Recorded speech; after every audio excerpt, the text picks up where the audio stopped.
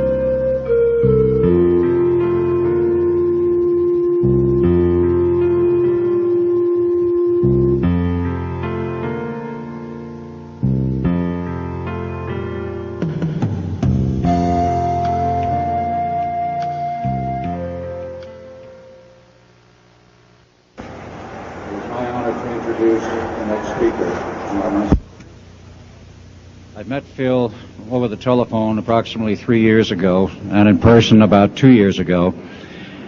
And during that period of time, I became very well acquainted with him. He was, at that time, still working for the government, and he didn't say much about what he did.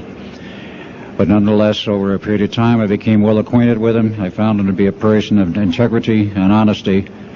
And about 1 year ago, he became totally fed up with the New World Order and the establishment. He thought he was working for the betterment of mankind and the work that he was doing as a geologist for our government as well as for NATO. And he found out that it could be and was actually anything but that. So his revelations became, in many respects, my revelations. And I urged him last winter and spring to go public and lecture. Finally got him out. He's given over 30 lectures to date, all very successful, very interesting. In fact, so successful there have been 13 attempts on his life since the beginning of the year, and he's survived them all. All I can say is God must be protecting him because he has a message. So without further ado, I would like to introduce Mr. Phil Schneider, and understand also everything is being recorded and the video and audio tapes will be available later. Please give a warm welcome to Phil Schneider.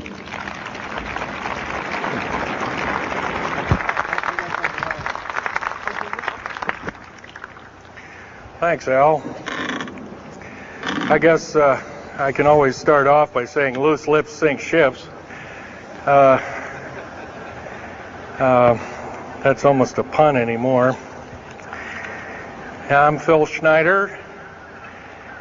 I worked 17 years for the United States government as a geologist and aerospace engineer as well as a structural engineer. I worked for such elusive occupations with Morrison Knudsen, Bechtel, Page & Page, Aerospatiale of France, and a host of other, EG&G, and a host of other, Los Alamos Laboratory and these kind of things. But rather than bore you with all those statistics, I've got cooked up a real mixed bag here. different topics, and it's might be a little bit like brain overload, but I'll start from the beginning. And like I said, I worked 17 years, co-invented methods of shape charge blasting as well as laser rock deflagration, which means rock is literally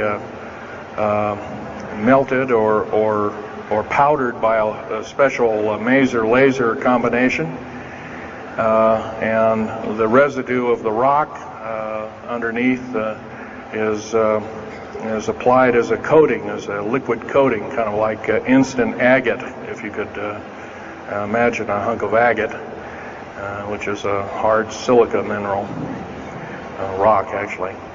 But up here we have another topic. This is an area to where I worked. I worked 11 years of the 17 years at Groom Lake, S4, S2. It's in the Nellis Air Force Base area. In fact, Groom Lake is, I'll show you in the picture right here. It's right here. Groom Lake is quite the place. A lot of rumors and other kinds of things have come out of there. Of course, people have stood on the outside for years and wondered at what's been flying there. There's all kinds of things been flying. Let me give you a brief overview. Start in ancient history land here. Back in 1909, the U.S. cavalry was engaged in catching some banditos that had crossed over the Mexican border into a place called Truth or Consequences, New Mexico. And they went into a cave or a hideout and killed the so-called bandits, but what they found out they couldn't explain, and they were called horseshoe craft at that time, or horseshoe ships. There were UFOs, and they saw these, what they called demons, gray demons, little gray guys all around the place. That was in 1909.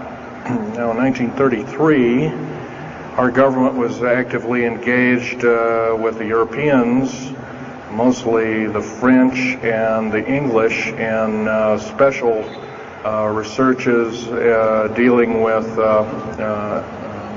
aerial phenomenon.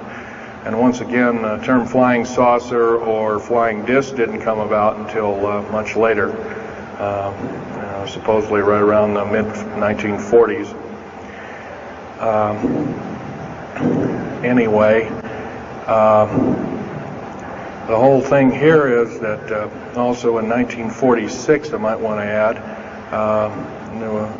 we were engaged in atomic bomb testing and this kind of a like, and of course the area of Bikini Atoll.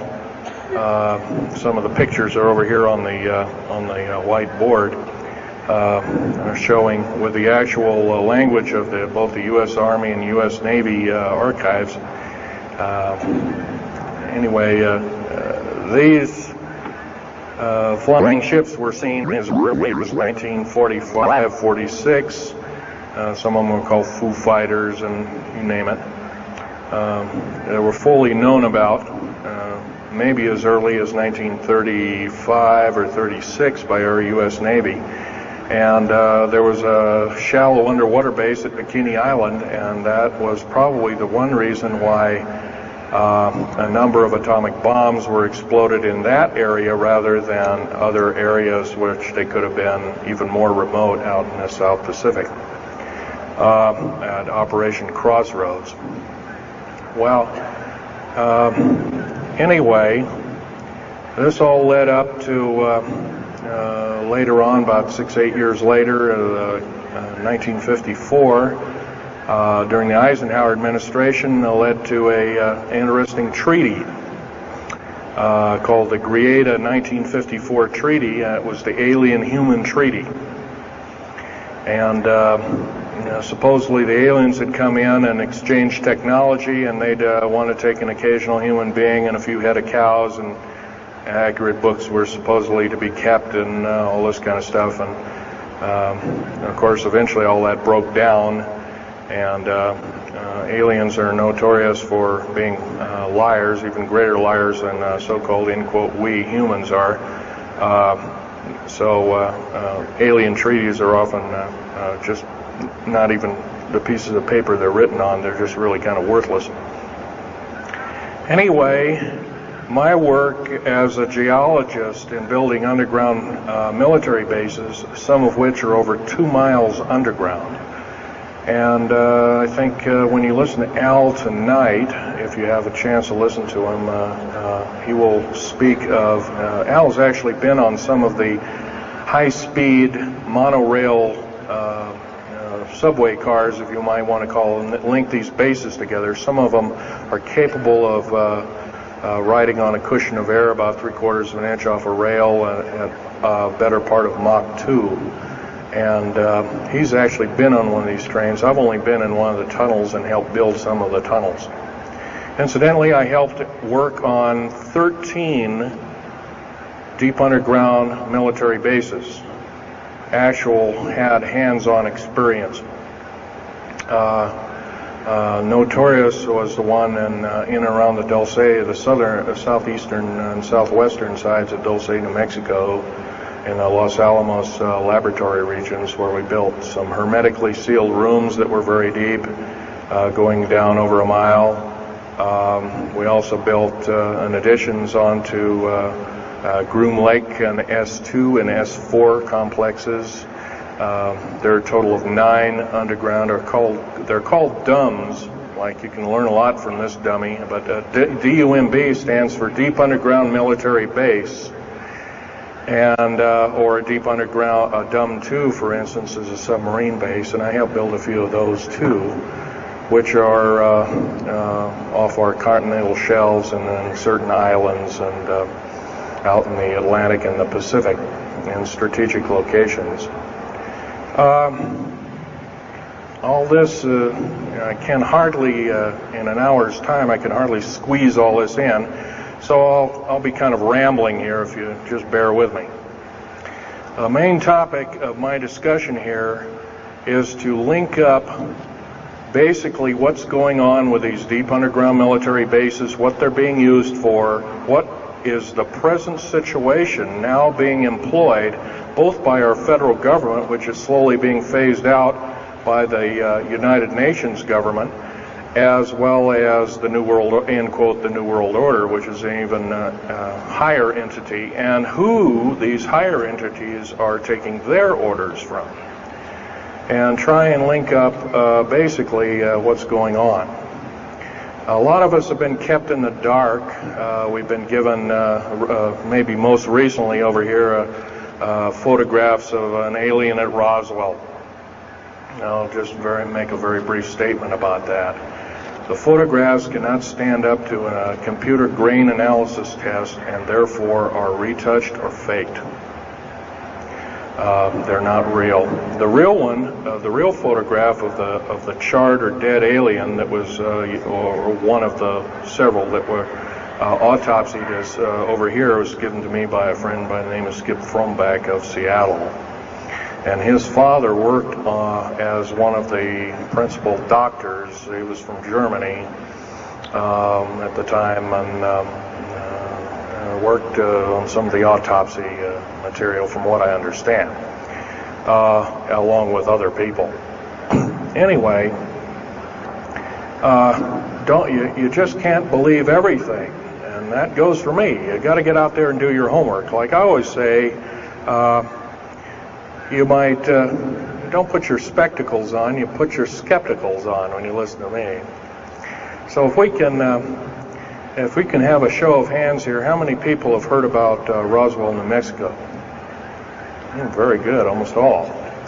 And how many people have heard about the black helicopters and the other kinds of flying saucers type equipments out at Groom Lake and other places? Very good. Well, this obviously is a nice enlightened audience. Most of you have probably seen what a black helicopter is. or maybe even gotten rare glimpses of an F-117A black jet, or stealth, as they're often called, or a B-2 bomber, or B-1 bomber, or some of these other sophisticated aircraft that are now being touted as the new technology. Once again, where did we get this new technology? Well, obviously we've had a little hand in that. Our little alien so-called buddies, have kind of exchanged things, not without a great cost. The cost of which has been a lot of people have disappeared. Some, and I'll blow this statistic by you, there's, according to current FBI and Defense Intelligence Agency and CIA statistics, 100,000 children and 1 million adults disappear every year, and these are not kidnappings or murders or rapes or suicides or anything, totally unaccounted for. And where are these people going to? Nobody knows. Maybe one of us in this room or somebody has encountered such an individual and lost a loved one or a friend or something, and that's unfortunate. My best friend, Rummel, several years ago, got himself murdered because we dared to put out in print, at that time I was still working for the government, and so was he, we dared to put in print the so-called the Strategic Defense Initiative, or Star Wars, as part of the New World Order, and takes its actions. It was originally written as a kind of a spoof or a joke. We had one of these alien greys dressed up and had New World Order insignia on, and of course that wasn't taken very nicely, and my friend got himself murdered. It was called a suicide, but now it's been turned over to special authorities who now acknowledge it was a homicide. Other than that, I'd like to also mention something about my father. My father was a U-boat captain in Hitler's Navy, and he got captured and taken over. I didn't find this out until about 2 weeks before he died. On his deathbed, he kind of told everybody in total shock. I was one of them. In fact, I didn't believe him. I thought he was kind of in delirium or something like that. And of course, other things have come up since. And so, anyway, he was captured by the French, turned over to the Third Army, U.S. Third Army, and then U.S. Third Army turned him over to the Navy. And he was a master machinist. Now, that's not a journeyman. A master means they can take a block of metal and make a gun or a watch or some other fine instrument. And he was a master machinist. He later became an MD doctor and part of the aerospace medicine group of the United States Navy. Was instrumental in helping build the USS Nautilus and its first nuclear-powered predecessor, the Enterprise, the first nuclear-powered aircraft carrier, and other ships like it. He pioneered all the ways in building very small and miniature nuclear engines, and he even helped work later on in his life. He helped develop the infamous grid bed nuclear motor, which is now employed in some things that look like flying saucers that people claim are flying saucers. Yes, we, in quote, the United States Air Force and other armed forces, are training other European forces to fly unidentified, or now identified, or, in quote, flying saucers. We've actually built several prototypes that are flying under names of black craft. My position as a geologist and engineer got me to see a lot of things in the world. I've been in over 70 countries. Also worked for NATO. I carried a level 3 security clearance with a rhyolite factor. Rhyolite is a hardened factor. only given out to a handful of civilians and maybe a couple of hundred military men worldwide. I thought I was doing the nation, United States, as well as the world a favor by, I thought I was kind of keeping my end up. Well, it didn't work out that way. I was to later find out that these underground bases are now being employed as strategic bases for, in case there is martial law in this country. Right now, our military professors that used to be in war colleges and the like are training people like ex-Russian KGB and Spetsnaz people right here on American soil. I've seen it with my own 2 eyes, along with other people, other geologists. By the way, I'm still a geologist, still do geological survey work. However, I don't work for the government anymore. I took my security clearance and all my government stuff and cut it up and sent it back to the, pardon my French, SOBs. When I found out that a number of these 131 deep underground military bases are being used to subvert the Constitution of these United States and its people, I says, that is enough. I can't possibly be connected. Oh, well, Mr. Schneider, you can't quit, they said. Well, I says, yes, I can. I'm an individual, I'm going to quit, and I'm walking off the job. And he says, so I got arrested and casually told, well, you got to finish a job. And so I caved into that part, and I finished 3 weeks, and then at that time my father was dying, and I was allowed home, and I never went back for my paychecks. Don't intend to either. These people are beginning to show signs of being our utmost enemy. I'm talking about military people now engaged in training foreign troops on American soil, clearly against the Bill of Rights and the U.S. Constitution. It's why we formed a government, why our forefathers formed a government, a republic of these United States in the first place, way back 200 plus years ago. Because the drawing and quartering of soldiers, taxation without representation, law by edict, otherwise known as today's version, executive order, among other things. The very reasons that we became, in quote, free, a free republic, a free society, possibly one of the greatest nations to ever be a nation on this earth, were instilled in our founding fathers that are now so far away from the people now running our federal government structure. So I'm here today to touch upon a number of subjects. One being that these underground bases are roughly over 3 of them per state.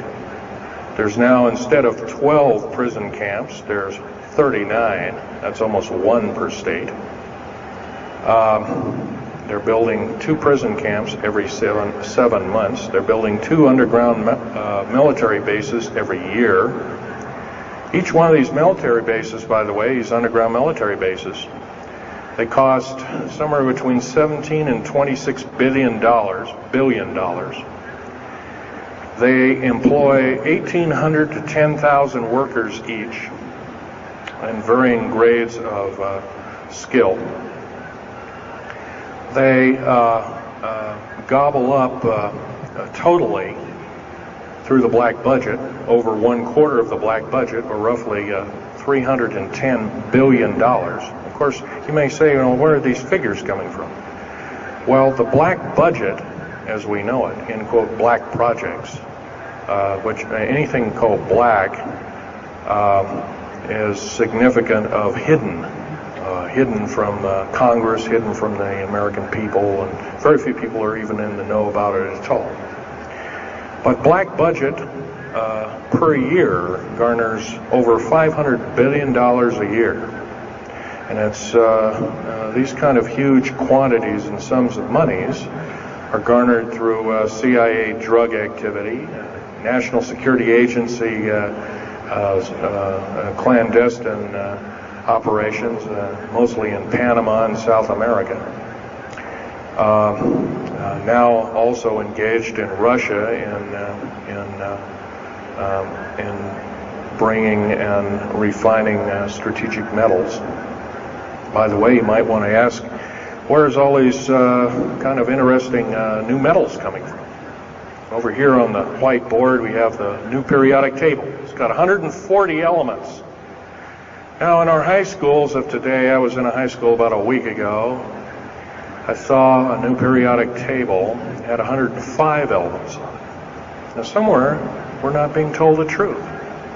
We're being lied to at every turn and every corner. We're considered less than morons. So the government has made itself an entity, an independent taxing body, an entity into itself, and isn't accountable to anybody, not even the so-called New World Order. They just go ahead and do everything willy-nilly as they please. There's nobody checking. You don't have to worry about this. Occasionally there's a senator that pokes a nose in here and there, and that senator finds out either nicely or not so nicely that you don't do things like that. Now, if we're to gain a grip on our country, if we're to take our country back, we must first ask our public officials if they cannot tell us the truth, and we will impeach them, or they will be impeached, or they'll be tried as traitors. This is pretty stiff language. Already it's slowly beginning to trickle out and to occur to a number of people that this may be the only way out. Also, our founding fathers, George Washington, Patrick Henry, and a few of the other ones, came up and said that you don't want to let the beast out of the box. And they were talking about a runaway government. You don't want to allow your government to become like England at that time. And so they warned us about this very same kind of thing. First of all, the United States is not a democracy.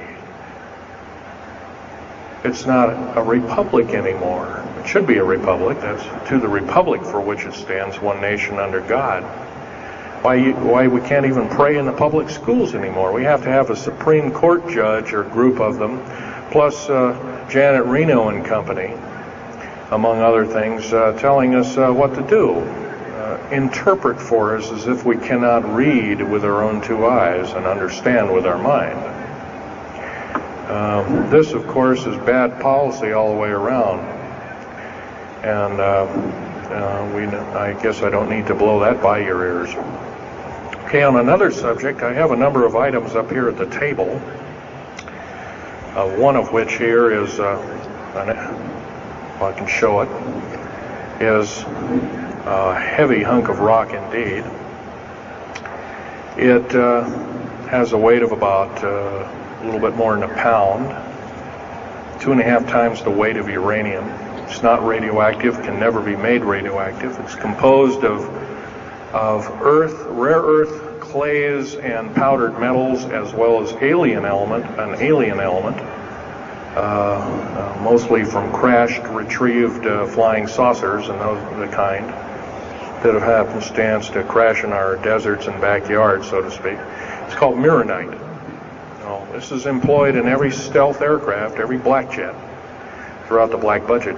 Also in the very small quantities in the skins of black helicopters, mironite. Here's another thing. Here's a piece of probably the purest titanium you'll ever hear or see. It's so pure, it's also composed with other alien elements to make it extremely tough. It's capable of withstanding temperatures in excess of 7,000 degrees Fahrenheit. Our new Phoenix-class submarines, of which we're building 2 a month right now. Phoenix-class submarines is a black budget program. Each one of those submarines costing $208 million just for the titanium hull, which is made of this material.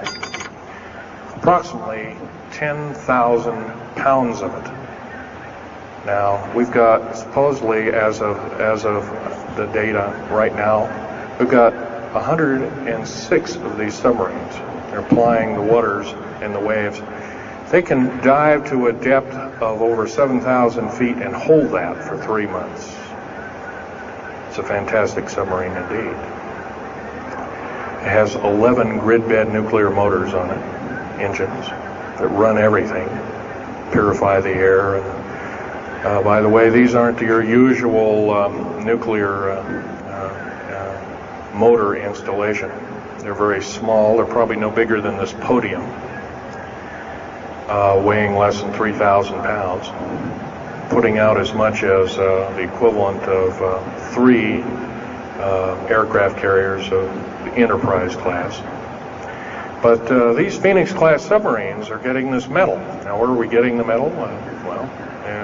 It's being stockpiled in a number of strategic locations. Supposedly, I've heard stories, well, it's being mined on the moon, and I have no way of proving that, one way or another. I think we're probably getting it from Russia, or refining it in outer space. What are we shuttling? Basically, a shuttle, a secret shuttle flight. 1 a week now is going up and back. What are they shuttling? Well, obviously, they've got kind of their own little laboratories up there, space station, and all this kind of stuff. Remember, what you're being told is only just a smattering of the truth. It's not the real truth. Maybe it's 5% of the truth. Maybe it's not even that. You can rest assured you're not getting much. Another strategic metal is this particular bar with some strange crystals on it, scalenohedral crystals of niobium, titanium, rhenium, copper oxide. This complex group of elements, not found on the Earth in specific quantities. This was developed at Los Alamos through EG&G and other outfits, are employed in all black jet aircraft. All of them, including the, in quotes, sport model, the little flying saucer we occasionally see over at Groom Lake. And by the way now, if we happen to be with a video camera, taking pictures of the so-called area around Groom Lake, it's now, you can get your equipment confiscated, your car, your house. You're considered the same thing as a drug dealer, and you'll go to jail for up to 5 years, and $1 million fine. I personally don't think this is what I'm hearing. I just don't think that this kind of punitiveness is what we need in America, and we have to get rid of it. Otherwise, we're going to die with no America. Here's some other elements. Here's a very light element. It's composed of lithium metal, as well as a alien element, a little heavier than hydrogen, but a little lighter than helium, also employed in this. It's used in secretive methods of propulsion, and it also is in a peculiar scalenohedral crystalline form. And anything scalenohedral, and by the way, a scalene triangle is no side is equal to another side. The scalenohedral metallic crystalline structure is definitely alien element, or alien technology converted over to our own technology. These were given to me about a year ago. They're called alien or aurora drops. It's supposedly the skins of the black jets, some of the ones that are coming in at very high rates of speed. They're still glowing red hot to white hot, and they'll sit out there and cool off, and they're dripping their material off of them. And it's kind of like a rubberized coating. It's not rubber, I can tell you that. This is hard as lava rock or harder, capable of withstanding tremendous temperatures, but nonetheless some of it sloughs off every time, and so they just kind of scoop it up and throw it in the trash can. There are a few pieces of it. Here's one of the hardest so-called man-made rocks. Once again, it's got a number of alien counterpart. It's got an alien crystalline structure to it, very advanced. It's about 11 times harder than a diamond, about 70 times stronger than a diamond, capable of standing temperatures in excess of 10,000 degrees Fahrenheit. It is employed as very thin coatings or windows, tiny windows, in hypersonic aircraft that exceed Mach 5. Here's an interesting artifact. Right here in this hunk of rock, which by the way was an old 100,000-year-old chipping tool found in Syria, Jordan rather, excuse me, is a imprint of, it looks like a fossil, but it's not.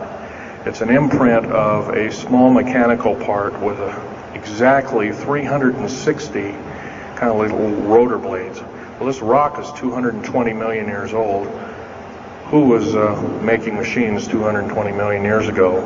Maybe von Däniken was right after all, huh? Here we have an actual piece of agatized fruit, or it's similar to a lime. It's even been pecked by a bird at one time, and that's still there. So it was instantly turned to agate.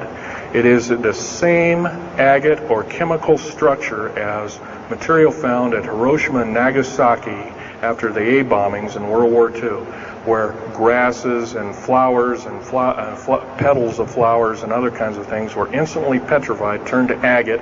It is the same identical crystalline structure. However, this particular piece is about 20 million years old, and it's still got its original green coating, and it's basically unchanged. Perfect condition. Likewise, here's a garlic plant about somewhere between 20 and 35 million years of age, and once again it's got that same pink agate coating.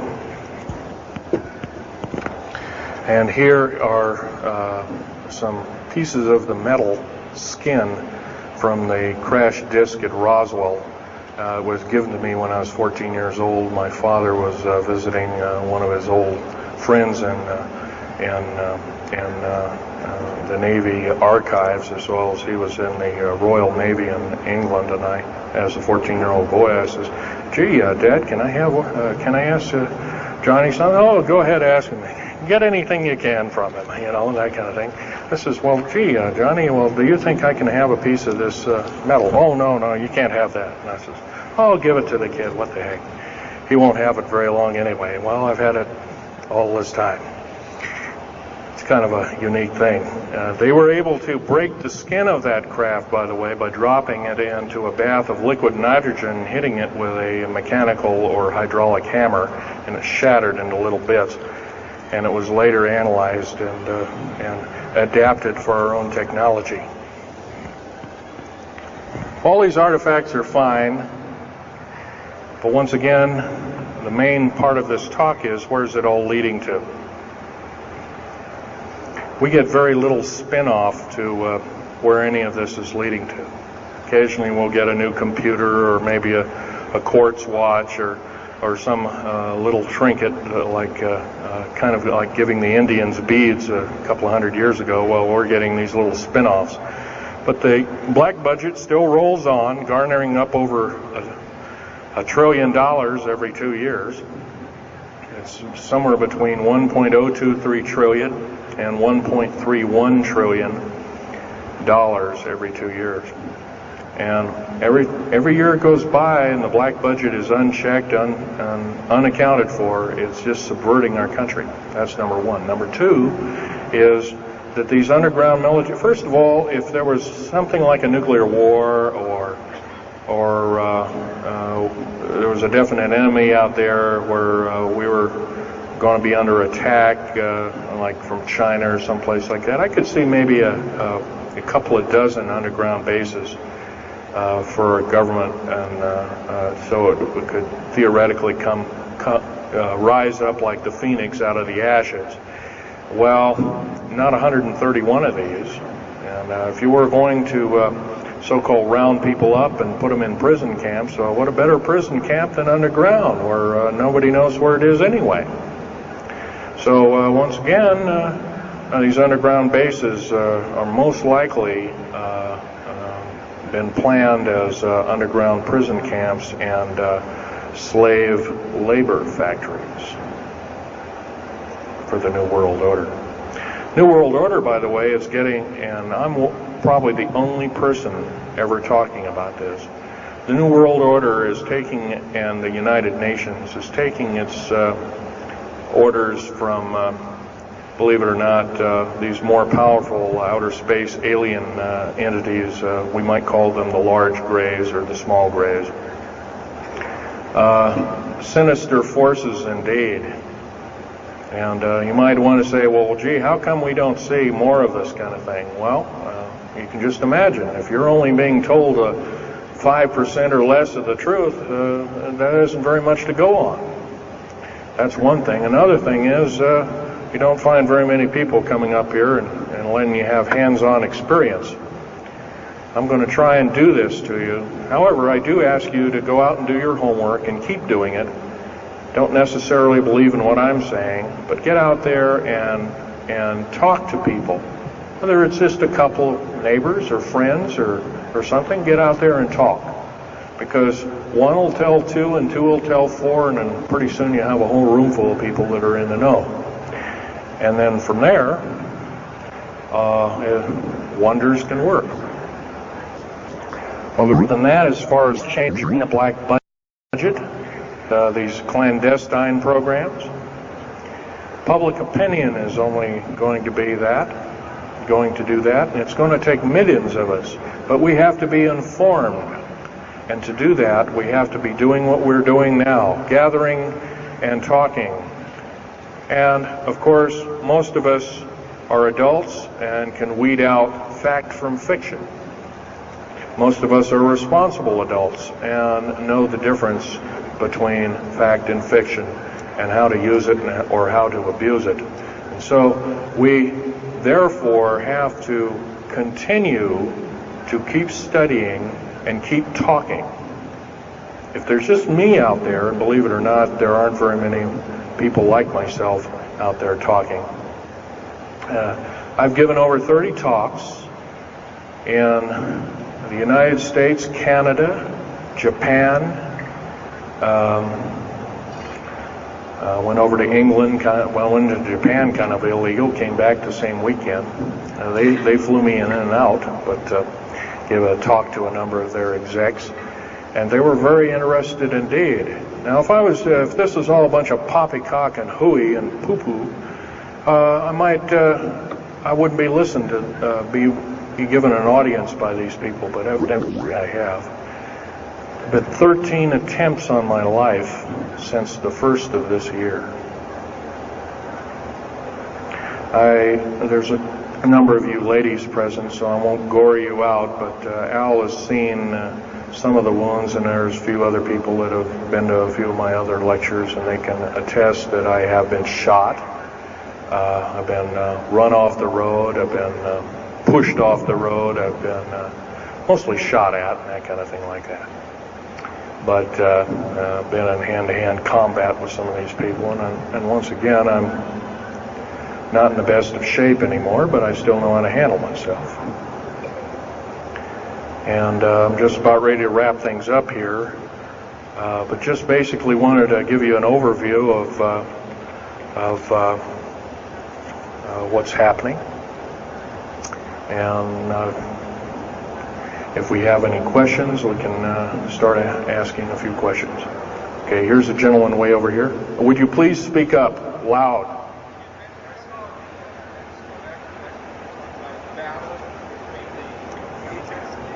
Yes, I was involved in 1979, in August, late August of 1979.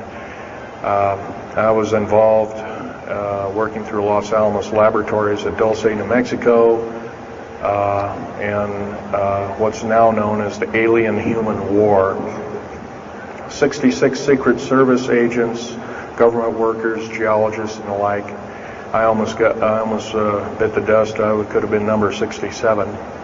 Lost their lives that day because the government lied and knew full well what was underneath. And what we'd done is, out in the desert there, we had drilled in a period of a couple of days, we drilled 4 of these holes that went down several thousand feet. And one of these holes kept bringing up dirty dust and putrefying odors and broken off machine bits and other kinds of things like that.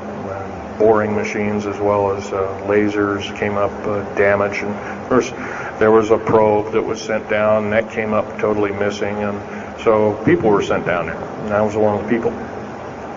And when I got down there, of course, the odor was, and remember, I was in a spacesuit type environment. All I had was a small tool belt with special sensors, a small rock hammer, and a rucksack for mineral specimens and other kinds of things like that. And I had my little pistol. And being an engineer, didn't have time to carry a big hunk of pistol like most of these Green Berets carry, stuff like that, black berets. I carried a little Walther PPK with a 9-shot clip. As soon as I got down this hole, standing about from me to this gentleman over here in the front row, about 10 or so feet away, 7 feet away, something like that, was one of these 7-foot-tall stinking alien guys. And I didn't waste any time. I said, I'm not fiddling with you guys, and boom, away you go. And I was one of the rare few that had been allured that this may or may not occur, and so basically was given ET training. But a lot of these other people weren't, and we were. In fact, it was asked, "Are there aliens in the area?" And of course, the big question was no, and that was a big lie. And of course, 66 people died that day. I have a big hole in my chest. I lost my lung was literally burnt out of me. My fingers burnt off of me. My toenails burnt off of me.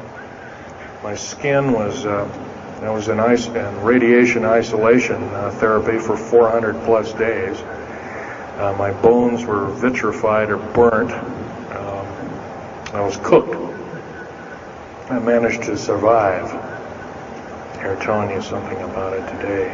But other than that, I'm the only talking survivor. There are only 2 other survivors, and they're in nursing homes up in Canada. And Canada refuses to allow the United States officials to talk to them, and they're in very bad shape indeed. One of them can't talk, and the other one doesn't want to. So they're regarded as Canadian heroes, and so they're being kept by Canada. Okay, this fellow over here. Speak up loud.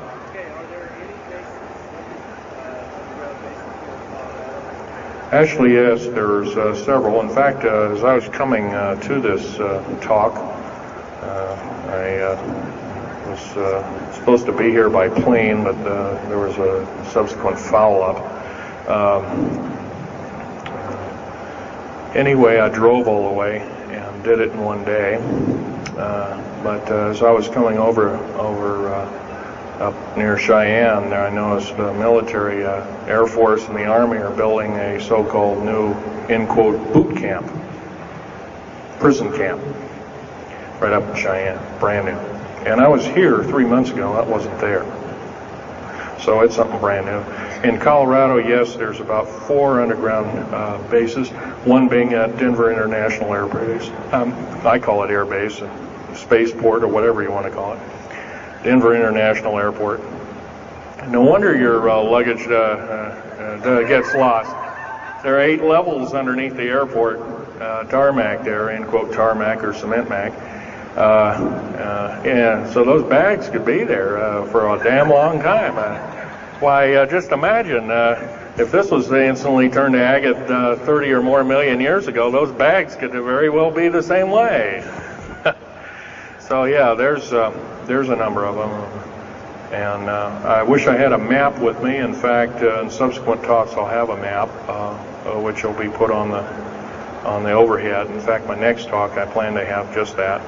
I had planned to bring a map here and had all the latitudes and longitudes of all the bases, and I can't do that. That would be a nice jail sentence for me, so I didn't bring it. So, but other than that, I'll have that all researched for you. Yes, this woman.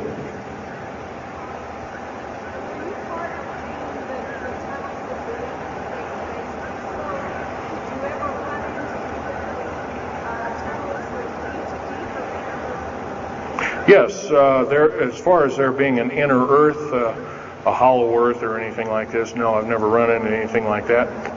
However, Al Bielek has been on these tunnel trains at the better part of Mach 2, going from coast to coast in an hour and a half, faster than any jet plane that we got, including the SST, or thereabouts, the same rapid speed.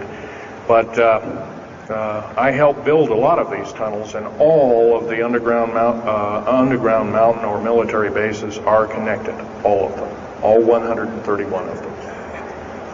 They're connected both by road, not a big freeway under there, but it's at least a 2 to a 4 lane road, rather narrow lanes, but they're there, and they're also high-speed magneto-leviton train tunnels. Yes, this lady over here. Stand up and speak up, please.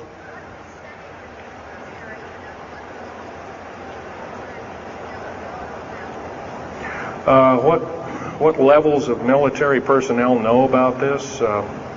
Most of the levels of military know about this, especially the higher levels, higher officer levels. The enlisted, I'm sure, don't, or is basically kept in the dark like we are, end quote, we are. So, yeah. This fellow right here with the hat on. Where are most of these bases located? Well, there's 131 of them in the United States, 127 of them in the lower 48. There's some in Canada, I'm not counting those. There's some in northern Mexico, I'm not counting those either. They average about 4¼ cubic miles hollowed out underground, an average depth of 5,700 feet underground. Average cost $17 to $31 billion each. They employ anywhere from 1,800 to 10,000 people. And some very large ones now being built in Sweden, one of which is repudiated to be 30 cubic miles. It'll take 5 years to build that one at a cost of about $2 trillion. And that's all being supplied by the United Nations. Yes. Anybody over here? No. This gentleman. Speak up, please. Okay, you want to know exact locations of all these? Well, for where all of your Army, Marine Corps, Navy, and Air Force bases are, they're with all the present, not the ones closed down. And by the way, the closed down bases are now being used for gasoline storage and equipment storage and these kind of things. So they're not really closed down yet. Boot camps, end quote, boot camps and all this kind of stuff. So-called prisoner camps and these kind of things. Right now, our police, for instance, are being trained by the Air Force and the Army intelligence in martial law research, as they call it. How dare they call that by that name? So where these are, where every one of these strategic bases are now. In Colorado, in around Denver, there's 3 of them, and they're fairly small. Some of these bases are only maybe 2,000 to 3,000 feet in depth. Some of them were built a long time ago, back 35, 40 years ago, and they're only maybe 500 feet, and they're mostly for equipment storage. Denver, and then there's Fort Collins. There's also Colorado Springs area has a number of them. By the way, Colorado Springs is kind of a famous area. Nikola Tesla's laboratories were in Colorado Springs, and need I say more? I'll leave that up to Al Bielek. As far as Nellis Air Force Base, there's 9 underground mountain bases in Nellis Air Force Base. That's in Nevada. It's north of Las Vegas. There's going to be a UFO show and conference in Mesquite here later on this month, and that's up very close to, in quote, Area 51. That whole area, by the way, the state of Nevada is 81% in quote, managed or owned by the federal government. Land is either restricted or run by the federal government. That's why there's groups rising as we speak, dealing with the problem very vociferously, and senators are now getting involved. So evidently waking up is occurring. Yes, this gentleman over here. Speak up, please.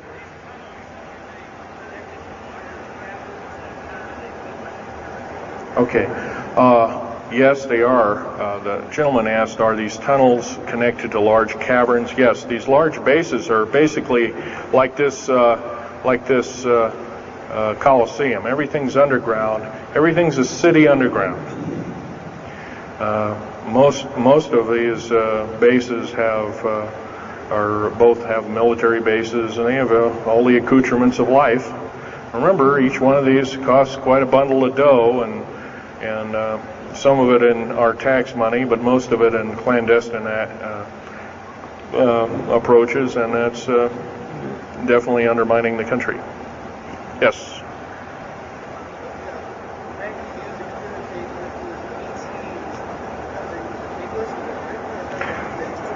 Well, some of them have a difficulty in understanding our language. It's too slow to them. If you've heard whale songs or bird chirpings at high speed, it's about what these aliens sound like audibly to us, so it's a bunch of gibberish.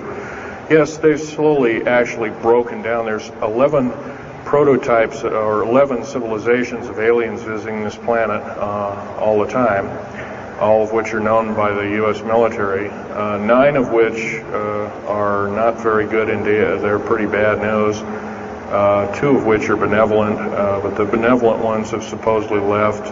They have their own little war of sorts, especially the Pleiadian groups and whatnot like that, of which Val Thor was repudiated to be a Venusian, but other people will alert he looks more like a Pleiadian.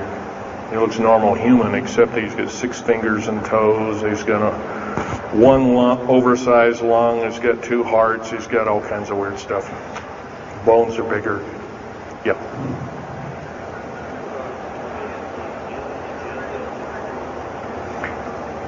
The man asked, do I tie in the alien agenda to the New World Order? Yes, sir, 100%. I can elaborate briefly. The New World Order right now basically is dismantling countries, governments, telling governments not to war with each other anymore, basically, so that looks good on the outside. They're taking their orders directly from the aliens who've got their own timetable. They want the one world order because they want the planet for themselves.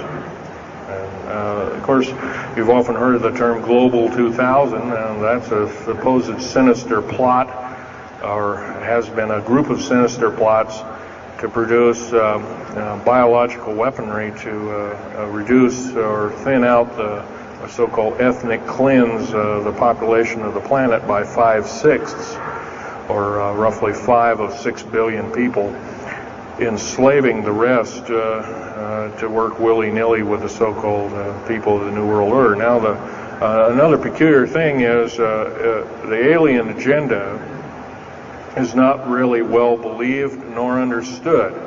by a lot of these one-worlders. They don't believe it. They think they've been singled out for their own end of glory, and what they don't know is they're just another human being, and according to the negative or bad aliens, they're just another, we're considered bags of food to them. They don't eat us like we think of a cannibal eating a hunk of meat, but they use our glandular secretions as part of their food base, their blood and our glandular secretions like adrenochrome and other kinds of things like this. And in fact, the Atlanta Center for Disease Control has figured out ways that we can combat this and all this kind of thing like that. It might be where these new designer diseases like AIDS and Ebola and hantavirus and all these kinds of things have come up out of nowhere, and these diseases, in quote, almost have a mind of their own. Yes, this lady here.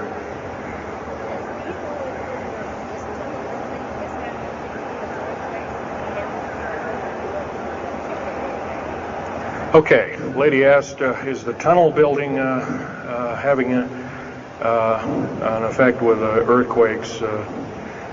Yes, it could very easily be, although got to remember a lot of these underground bases are constantly being repaired, and so a lot of people have to be hired. As far as the U.S. government, second part of her question was, is the U.S. government modifying our weather? Yes, that's an affirmative. And we have, the U.S. government's been working with the Russians for at least since 1972 and maybe as early as 1966 on weather modification. And it's a well-known fact, and it's well employed. And by the way, they can literally weather modify a hurricane or a tornado out of existence. And the reason they don't do it is pretty obvious. Yeah, right. Or they could actually send a plane inside of a hurricane, for instance, that would blow off an atmospheric bomb or a shockwave bomb in the eye of the thing. It would completely dissipate. Well, they don't do this, of course, and there's probably other reasons for that. See which way it goes, or what kind of havoc, and how we can study the havoc, and we go from there. This fellow way in the back in the black. How do we learn more about our general topic? Well, there's this particular fellow, his name is Richard Souder, PhD, wrote a book recently, Underground Bases and Tunnels, What is the Government Trying to Hide? That is one book. Then we have here's a popular science article, Secret Air Base. The government doesn't want you to know that Groom Lake, supposedly Groom Lake doesn't exist. Well, I guess if it doesn't exist, then me talking about it, I guess I can't be arrested or anything. I'm just full of poppycock here.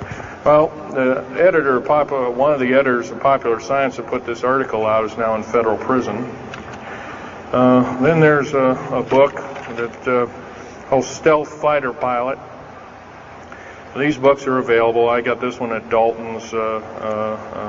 This one actually was sent to me by the publisher. I did some test piloting, and the only thing I test piloted was would run the aircraft back and forth on the runway, the special runways we built at Groom Lake. There's a picture of me in uniform. And I can go on. And these publications are out now, and they're available. Yes, this lady over here.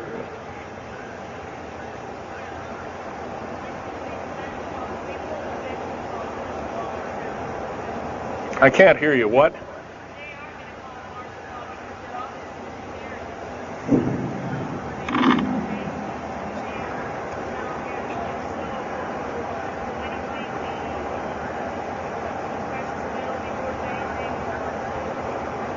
Okay. Okay, that's kind of a mixed bag question there. She asks, with martial law being called, will precious metals and all these kinds of things. First of all, hoarding anything will be outlawed.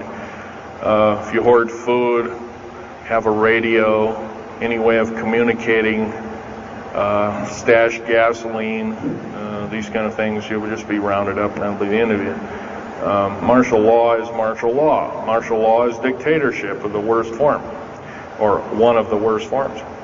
And her other part of the question, if I got it right, was when's the alien takeover? Well, the alien takeover right now is, and probably will be for probably the next 20, maybe 30, 40 years, will be basically in the background. The idea is to get the one world beast-like government order in place, and to thin out the population of the planet. And then, of course, then all heck will break loose from then on.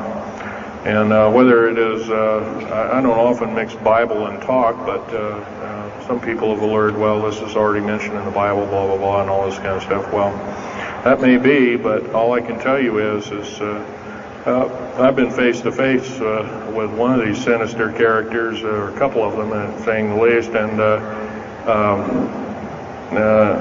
most people would, just the shock of them seeing such a thing would cause them to not be in very healthy frame of mind, as physical as well as mental.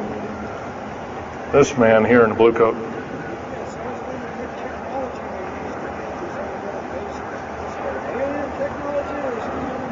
Well, it's a combination. What technology is used to build these underground bases? Well, we have lasers that can drill out, or basically deflagrate or melt out a tunnel 7 miles a day. And that tunnel is 28 feet wide, 28 feet high. You've been told about drilling and boring machines in a very slow, 1/4 mile a day. Most of that went out in World War II. Most of that's all World War I or World War II era materials. And once again, you've been badly lied to.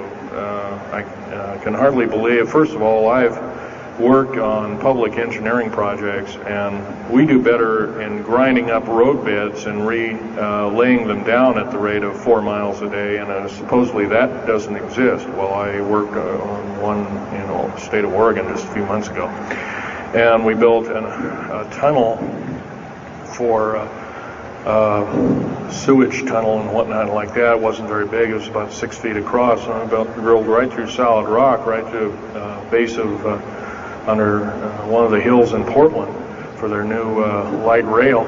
Did that in 2 days. But it was a small, complex tunnel. It was big enough for a man to crawl through and inspect. And I was one of the people that inspected, so yeah. What technology? A lot of this is alien technology, readapted for our own use, but a lot of it's our own ingenuity too. So you can bet, how can you tell alien technology? Well, anything that's just absolutely outlandish, like taking a oxyacetylene welding torch and trying to cut into this metal and getting nowhere, obviously would be metals research, aircraft research and the like, and different tools and products, which things that are many times the hardness of diamond, or known hardened substances like borazon. Obviously, that's nothing that we came up with on our own. What we could have over a several hundred-year period. But you've got to remember, too, that the military technology is outstripping the public sector technology at the rate of 44 to 45 years of technology for every calendar year, every 12-month calendar year here. So every year going by this time in 1996, the military technology will be roughly 45 years more advanced than where we are today. So it's quite possible that way back in 1943, the U.S. Navy not only caused the ship to disappear, it literally disappeared and reappeared. Basically, military technology right now is about 1,200 years more advanced than public state technology. And computer technology right now, it's off the scale, I can't tell you. It's just right now, and employing just in black jet and stealth aircraft, the new computers are so completely advanced that we couldn't get them in the public sector for maybe another 40 or 50 years. Yes, this lady here.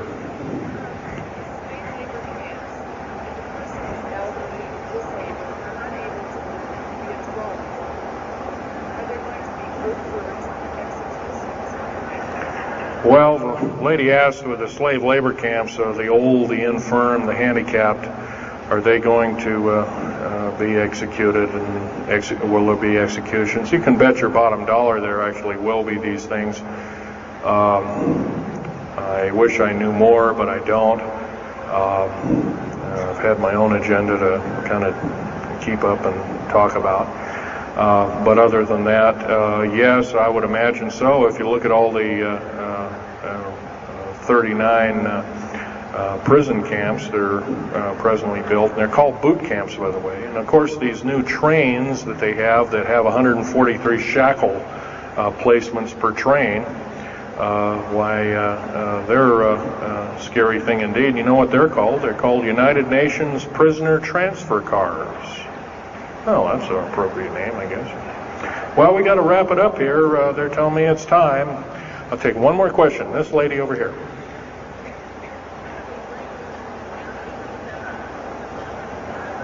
Don't brainwash. They don't brainwash you. How do they brainwash 18,000 people that are working? Well, you sign this little piece of paper saying you work, you go to prison for the rest of your days. Or you're not going to be taking home a paycheck of about anywhere from $4,000 to $40,000 per month, depending upon your position. $40,000 a month is a lot of petunias. Okay, well, I got to wrap it up here, folks. So I'll be over in Al Bielig's booth. I think it's over in booth number 125. I could take other questions there and let you take a look at artifacts. And once again on these artifacts, in a very few minutes, don't handle them, just look at them. Thank you very much.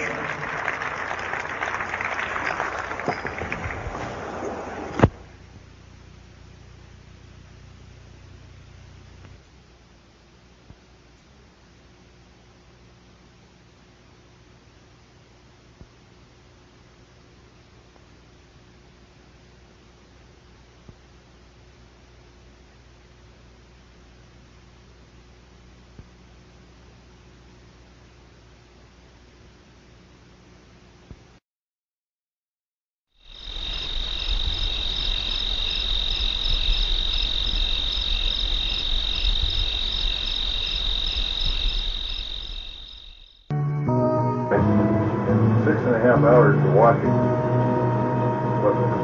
up to 5 saucers at a distance of about 5 miles from us. Out on the desert floor, in a place where everybody else watches. I can tell you for a fact, our first sighting occurred right about 5, a little bit after 5 o'clock. And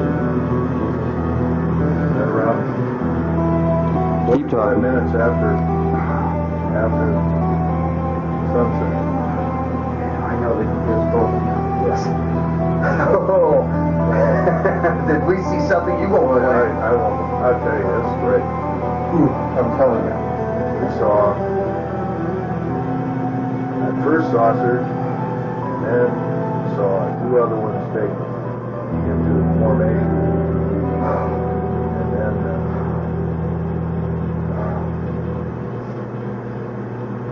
watched for pretty close to 3 hours, in and out of the car.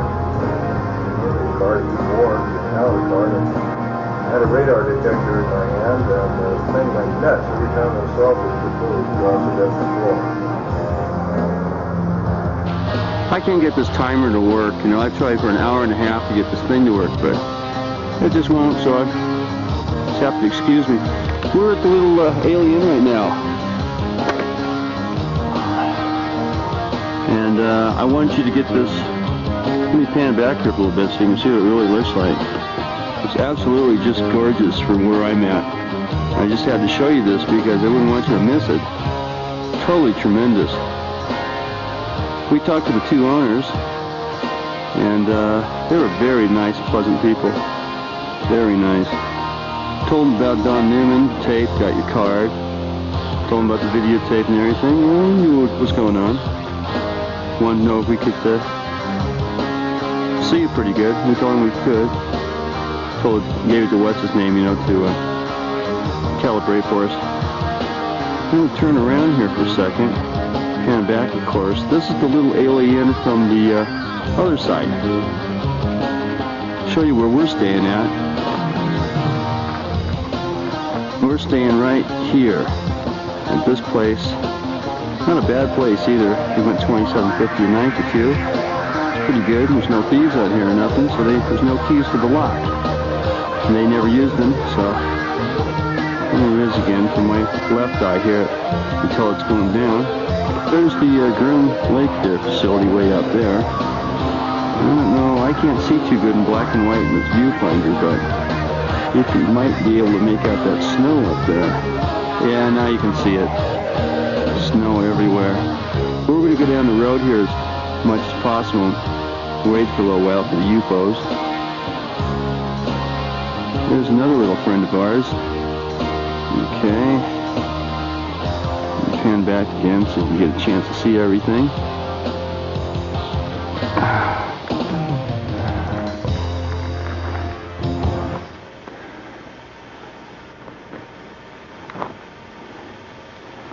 There's another friend of ours.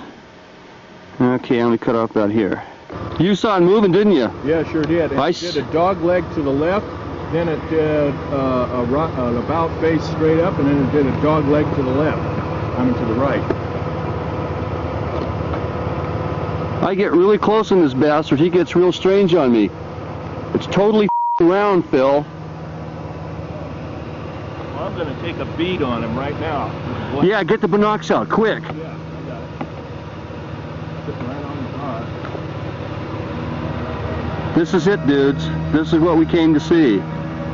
I got both my eyes open. Yes. I saw the dude move. Yes. Is he? Yeah. Okay, Phil's got the binoculars on him. He says it's a disc. Now I'm going to get an extreme close-up on him. That's it, an extreme close-up. Take a look. No, I'm filming. You look. I don't want to break. Right at us. What? Yeah, he's right at us. He's probably 8 or 9 miles distant.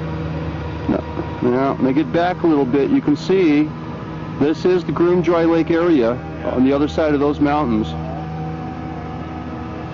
Phil, look around the road. See if there's anyone watching us.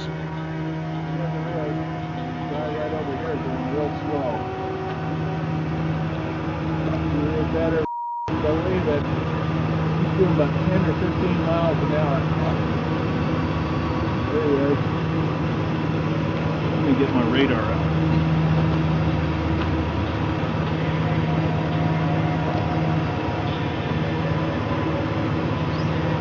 Yeah, there he is. At the top. Somebody. There he is. He speeds up. Now, yeah, I got you. Now he speeds up, real rippy. It's a Ford twin cab. Now this guy's not moving, but we saw him move. Yeah. There's a Ford twin cab, and he's going up by the Atomic Energy Road. Yeah? Yeah. Phil, got it running. I can't see anything. I'm hoping that this thing will come in on the film anyway right now. I got the advanced gain button up. This thing's going nuts. I know it. If you guys can hear this tape, we have been watching two flying saucers for what, about the last half hour? Yeah, last half hour. At least the last half hour. It's about 10 to 20 degrees below zero out here. Hey, it looks like I'm getting a heat mirage in this thing. I can't pick them up, and I'm getting heat mirages. From this far back. So I'm lucky I turned this thing on. I don't know if it'll come out on the film or not. But I can see the heat mirage right here. Oh, wow. I got both my eyes open so I can see down there and right in here. But believe me, I can't see anything out of this camera. Yeah, the radar detector was nuts there. I moved the camera back and forth. See me? Yeah, The heat mirages stay right in the middle, no matter what I do. Are they going? Yeah, they're off the floor. Okay. He's moving right, he dipped. He's moving right again, he dipped. Okay, I'm going to point this up the moon real quick. See if I can't see the moon at least. No, I won't even pick up the moon. Really? Oh, I got it now, all right. I don't think... Yeah, I got the moon. That's bright enough. I still need extra light, though. Okay, now listen. Oh, wow, it just did this. Okay, now listen, you guys. We're at the same place that you saw in the movie where all the trucks are stopped and the Billy Goodman show's at. We're in the exact same spot. Okay? And where you guys saw the saucer go up towards the left and then up again, well, this is over about 20 miles from there, towards the left. On this side of Area 51. On this side of Area 51. That's right. We can see these things plain as day.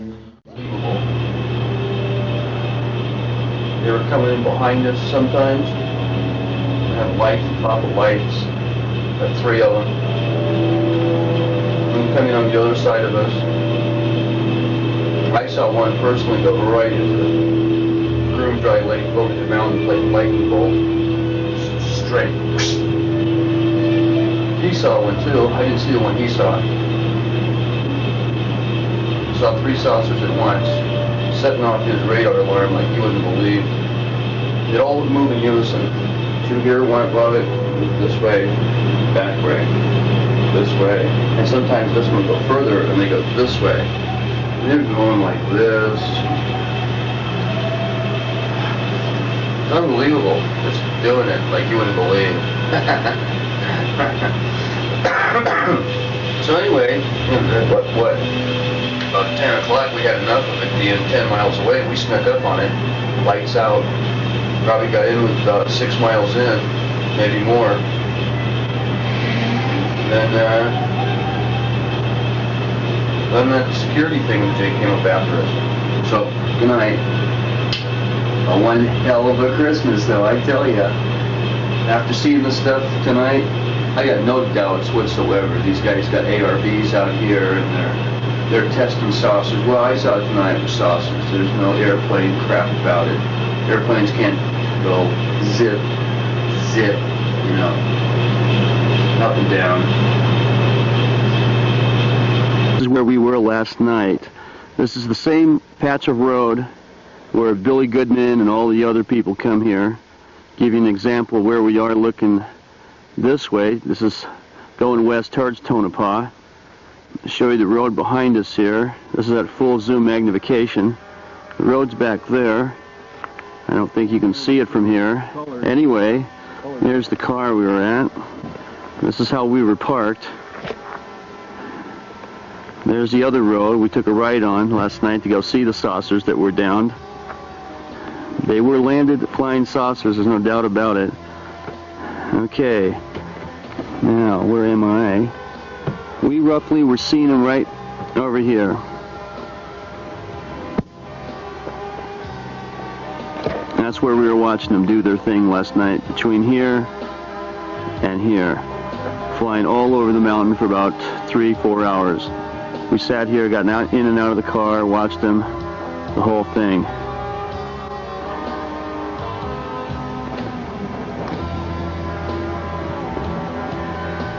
Yeah.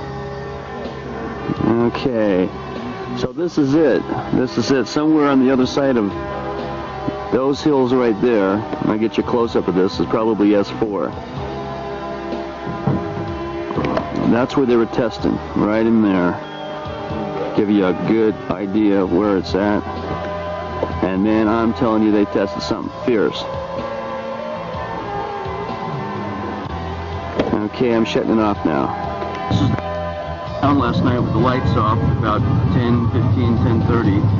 Catch those 2 grounded saucers. Give you an idea here. It's a little bumpy. I'm going to shut this thing off. But you get a general idea. We had to have our lights off all the way down.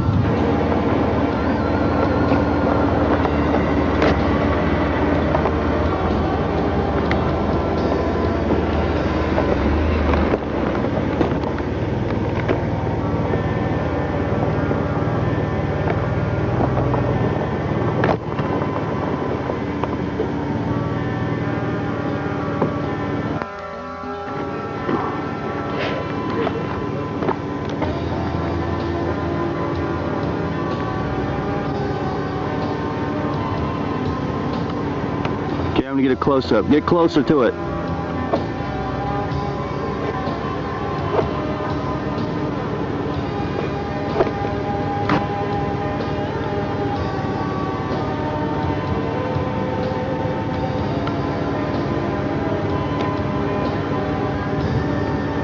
And there's those guys probably looking at us right now, checking us out. I'm going to scan around here to show you just how desolate this place is. It is pretty desolate. Nothing. I mean, there's just nothing here. Wait, scout out these other peaks and see if there's anything on top.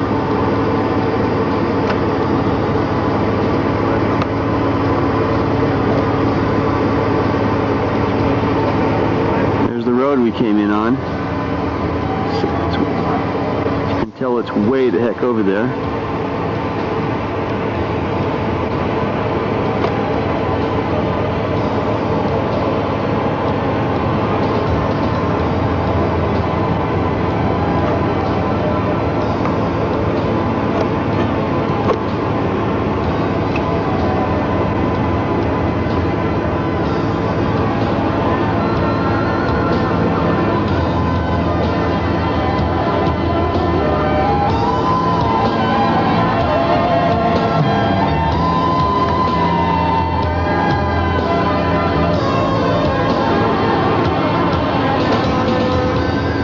Again, back to the road again. Well, I've heard people can get killed if they see too much up in the mountains. So, you know, prudence is the word. That's right. Gotta use prudence. So, you know, and anyway, I was getting cold. 20 below zero out there, for God's sake. All I have to say, it's just an amazing Christmas present. That's all I got to say. Merry Christmas to you all, folks.